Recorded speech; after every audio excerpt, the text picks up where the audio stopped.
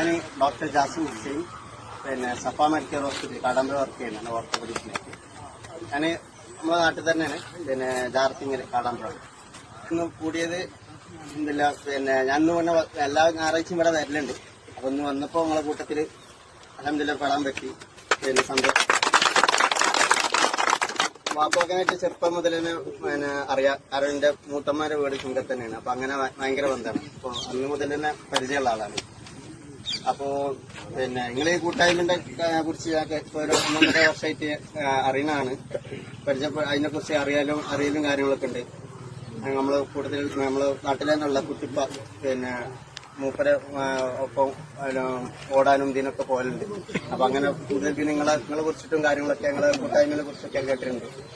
അൽഹംദുലില്ലാ സൂപ്പറായിട്ട് പോകുന്നുണ്ട്. അത് നിങ്ങള് ജസ്റ്റ് ഈ ഗ്രൂപ്പൊക്കെ ഒന്ന് ചേർന്ന് നിൽക്കാൻ മതി. കാരണം ബാക്കി നിങ്ങൾ ഈ ഓളത്തിൽ അങ്ങനെ പോയിക്കോളും. വാപ്പൊക്കെ ഉണ്ടായതുകൊണ്ട് അങ്ങനെ ഓളത്തിൽ പോയിക്കോളും.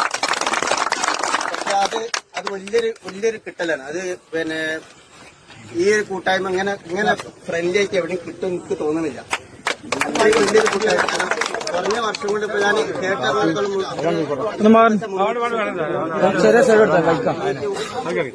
സംതിങ് 330 അത്ര മെമ്പേഴ്സ് ആയി എന്ന് പറഞ്ഞു.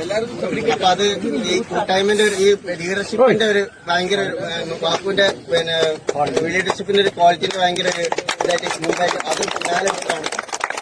അപ്പോ ഈ ഒരു ഗ്രൂപ്പിലോ മീൻസ് ഈ ഓടുന്നതുകൊണ്ടുള്ള ബെനിഫിറ്റ് എന്തായാലും ഇപ്പൊ ഞാൻ പറഞ്ഞതിലേക്കാളും ഇപ്പൊ നിങ്ങൾ കൂടുതൽ മനസ്സിലാക്കി കാണും. അപ്പോ ഈ ഓടുന്നതുകൊണ്ട് എന്താ വെച്ചാൽ മെയിനായിട്ട് നമ്മൾ കാർഡിയോ എല്ലാ ഭാഗവും അനങ്ങുന്നുണ്ട്. ഇപ്പൊ നമ്മള് ജിമ്മിൽ പോവുകയാണെങ്കിൽ ജിമ്മിലും പോകണം, രണ്ടും വേണമെന്നാണ് ഞാൻ അഭിപ്രായപ്പെടുന്നത്. കാർഡിയോ എൻഡൂറൻസും വേണം, സ്ട്രെങ്തനിങ്ങും വേണം. അപ്പൊ അത് രണ്ടും ചെയ്ത് മുമ്പോട്ട് പോകണം എന്ന് ഞാൻ ഓർമ്മപ്പെടുത്തുന്നത്.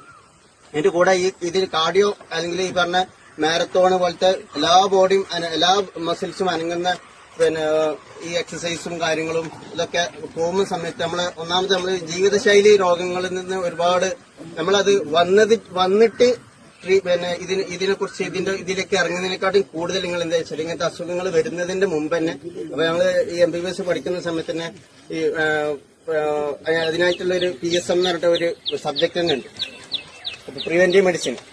അപ്പൊ അതിൽ പറയുന്നത് അതില് ടേഴ്സറി പ്രിവെൻഷന്, പ്രൈമറി പ്രിവെൻഷന് അങ്ങനെയൊക്കെ വരുന്നുണ്ട്. അപ്പൊ പ്രൈമറി പ്രിവെൻഷനാണ് ഈ ഓരോ അസുഖം വരുന്നതിന് മുമ്പ് തന്നെ നമ്മൾ ആ അസുഖത്തിനോട് മല്ലിടുന്ന മീൻസ് അതിന് പ്രിവെന്റ് ചെയ്യാൻ വേണ്ടിയിട്ട് എന്തൊക്കെ ചെയ്യണോ അതൊക്കെ ഈ പറഞ്ഞ സംഭവത്തിൽ ഉൾപ്പെടും.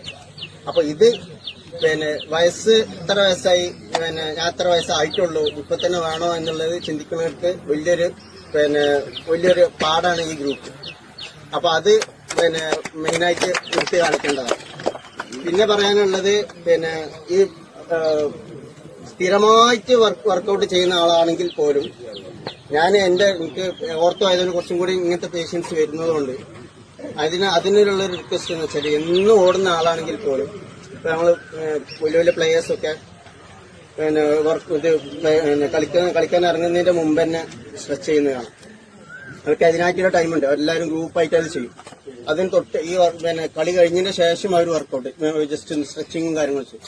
ഇത് ഭയങ്കര നമ്മൾ ഈ ഓടുന്നതിൽ ഏറെ ഇമ്പോർട്ടന്റ് ആണ്. നമ്മൾ സ്ഥിരമായിട്ട് ഓടണം എന്നുണ്ടെങ്കിൽ ഇഞ്ചുറി വരാതിരിക്കണമെങ്കിൽ മുമ്പും ശേഷം കറക്റ്റ് സ്ട്രെച്ചിങ് വേണം. ഇല്ലെങ്കിൽ വേണം എന്താണ് സ്ട്രെച്ചിങ്ങും ഓരോ മസിൽസിനും പ്രത്യേകിച്ച് ബാക്ക് മസിൽസ് കാര്യങ്ങളൊക്കെ ഓരോ മസിൽസും ഫോക്കസ് ചെയ്തിട്ട് പ്രത്യേകിച്ച് നിങ്ങൾ ഓടുന്ന സമയത്ത് കാലിന് അറ്റ്ലീസ്റ്റ് അന്ന് ഓടുന്നതിന്റെ മുമ്പ് കറക്റ്റ് സ്ട്രെച്ചിങ് ചെയ്ത് ഹിപ്പിനും നീക്കും ആംഗിളിനും ഒക്കെ സ്ട്രെച്ച് ചെയ്ത് അതിന് മുമ്പ് ശേഷം കറക്റ്റായിട്ട് സ്ട്രെച്ച് ചെയ്യണമെന്ന് ഓർമ്മപ്പെടുത്താനുണ്ട്. കാര്യമായിട്ട് എന്താണ് വേണ്ടത്? സ്ട്രെച്ചിങ് ഓരോ അവയവങ്ങളും. അപ്പോ ഏത് അവയവങ്ങളും അറ്റ്ലീസ്റ്റ് ഇപ്പൊ നമ്മൾ ഓടുമ്പോ എന്തായാലും കാലിന് എല്ലാ മസിൽസിനും അറ്റ്ലീസ്റ്റ് ജോയിന്റിന്റെ ഓരോ ഭാഗത്തേക്കും ഇപ്പൊ നമ്മള് ഹിപ്പിനാണെങ്കിൽ ഫ്രണ്ടിലേക്ക് ബാക്കിലേക്ക് സൈഡിലേക്ക് ഇങ്ങോട്ട് പിന്നെ ഹാംസ്ട്രിങ് നീക്ക് വരുന്ന ഹാംസ്ട്രിങ് കാഫ് ആന്റിയർ മസിൽസ്. അപ്പൊ അത് ഓരോ മസിൽ അപ്പൊ ഓരോന്നും വേണമെങ്കിലും അതറിയാം. പക്ഷെ അത് എന്തെങ്കിലും കാരണവശാൽ എന്തെങ്കിലും പെട്ടെന്ന് പോകേണ്ടി വരികയാണെങ്കിൽ പോലും നിങ്ങൾ വീട്ടിലെത്തിയിട്ടെങ്കിലും അത് അന്ന് ജസ്റ്റ് കുറഞ്ഞ സമയം 10 മിനിറ്റ് അല്ലെങ്കിൽ 5 മിനിറ്റെങ്കിലും ചെയ്തിട്ട് അത് മസിൽസിനെ ഇഞ്ചുറി പറ്റാതിരിക്കാൻ അത് ഇങ്ങനത്തെ ഇത് വലിയ ഉപകാരപ്പെടും. പ്ലാൻ ചെയ്യുന്ന അതായത് നമ്മൾ അരിഭക്ഷണങ്ങളുടെ അളവ് കുറക്കുക എന്നുള്ളതാണ്.